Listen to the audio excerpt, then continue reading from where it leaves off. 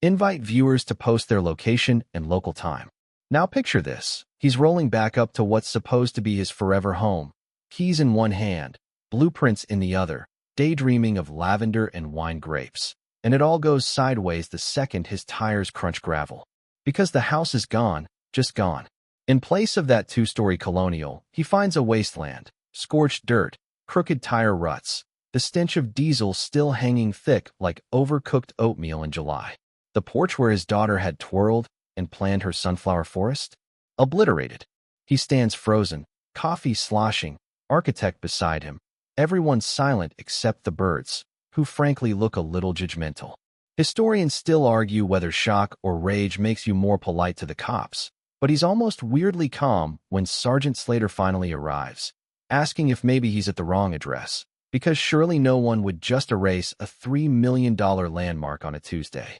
The folder of deeds, permits, and drone photos gets a skeptical flip-through, but as the minutes tick by, reality sets in for everyone. The place has been wiped out like a hard drive, with only a broken brick in his hand to prove it ever existed. If you've ever felt your stomach drop so hard you check for a trapdoor, that's where he's at. There's something funny about how grown adults handle crisis. Glenn the architect starts following bulldozer tracks like Sherlock in mud boots, and our narrator keeps scanning the ground for proof he isn't hallucinating. They stumble onto the culprit in the flesh, a bulldozer, still warm, with crater and sun scrawled on the side, almost daring anyone to ask questions. That's the moment when things go from bizarre to legendary HOA villainy. He snaps photos, collects an ID tag from the dirt, and while the police poke at procedure, he channels his inner conspiracy theorist and launches his own investigation. Barebones demolition company website, cryptic phone calls, and a chain of official documents signed by a certain Karen Delaney, HOA president. You know it's serious when the name Karen shows up before the authorities do. There's no shortage of odd details. The forged address isn't even on the right street, and apparently municipal land can be conjured with a bad copy and paste job. Scholars will debate for years how a fake HOA memo can bulldoze a real house. But that's the world he's stepped into now. Less American dream, more bureaucratic fever dream. If you think things can't spiral faster, wait until a litigator with a caffeine problem enters the chat. Natalie Chin, the kind of attorney whose emails have footnotes and whose smile makes insurance reps reconsider their career choices. As soon as she sees the Beautification Initiative order, she all but high-fives him for bringing her a case this messy. Now, in the secret society of HOA power moves, the real currency isn't property, it's paperwork, and this story becomes an all-you-can-eat buffet of falsified contracts, emails from burner Gmail accounts, and HOA board minutes that sound like rejected crime thriller dialogue. Historians will bicker over which line was more incriminating, municipal pretense, or worst case, call it a beautification mistake. But for our narrator, every document is another domino falling. The deeper they dig, the more outrageous it gets. Fake maps, invented addresses, even a photoshopped motion to seize unincorporated parcels. If anyone's ever told you that bureaucracy is boring, they've never seen a HOA try to gaslight Google Maps. As the paper trail stretches from shady emails to secret board meetings, where removal before zoning variance becomes code for let's bury the evidence, he finds unlikely allies. Enter Carl Finch, a private investigator with less patience than a DMV clerk at closing time, and Leah, a former board secretary whose resignation letter reads like a prophecy of doom. It's the small details that make the whole thing real. An HOA group chat screenshot with dinner bets on the demolition, orange utility flags staked where his porch once stood, and Karen's PR disaster tour on local news, complete with callers roasting her more savagely than a Thanksgiving turkey. Our protagonist's press conference, delivered on his own pile of dirt, goes viral. People love a comeback story, especially when the villain is someone who finds veterans for Halloween skeletons. The case snowballs. The zoning board slaps down a cease and desist, development projects freeze, and suddenly, what started as a personal nightmare is now a statewide meme.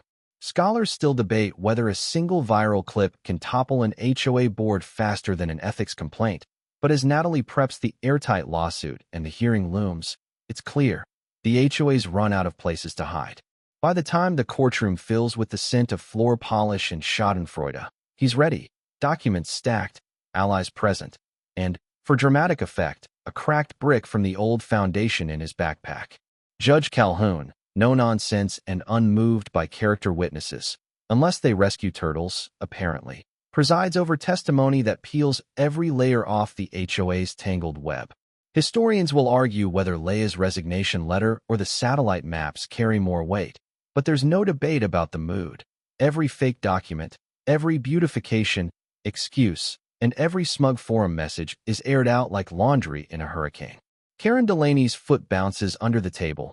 Harold Griggs, the developer, ghosts the proceedings.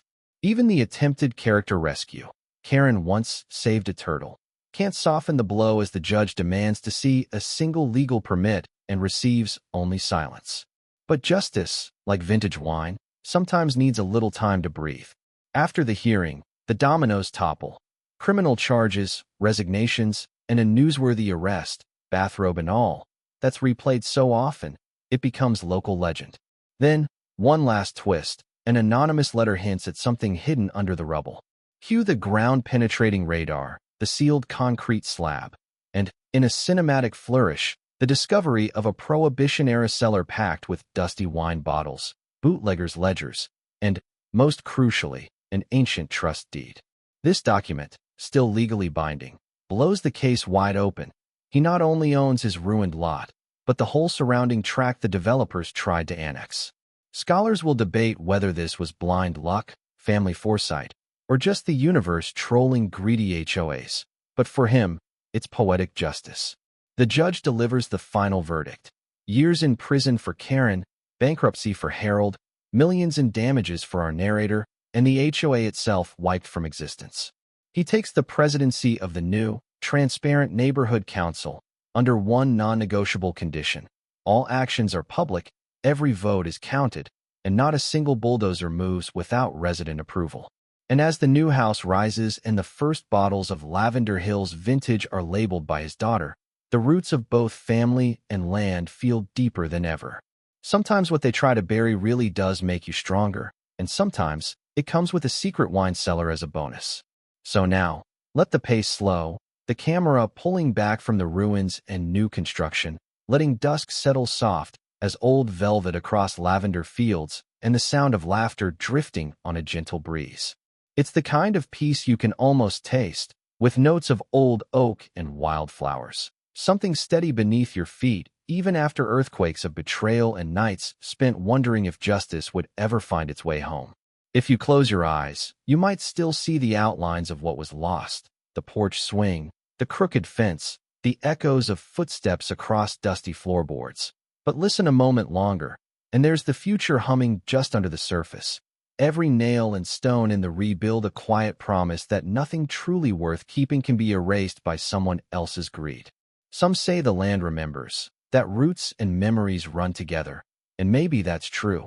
Maybe every wild sunflower and splash of purple in the vineyard is a reminder that legacy is more than what stands above ground, more than paperwork or titles, but is written in the way neighbors show up, in the choices to stand and fight when it would be easier to walk away. There will always be those who think power comes from bulldozers or boardrooms, but in the end, real power is community, holding the line, sharing a story, and planting seeds for the next season, even if you have to start over. So let the fields grow tall, let the vines twist and reach, let a new house rise where the old one fell. The lights come on, one by one, across the neighborhood. Our narrator, standing at the edge of his land, daughter laughing somewhere out of frame, smiles, finally, and whispers thanks to everyone who helped him hold the line. Tomorrow, maybe another challenge. Tonight, just peace.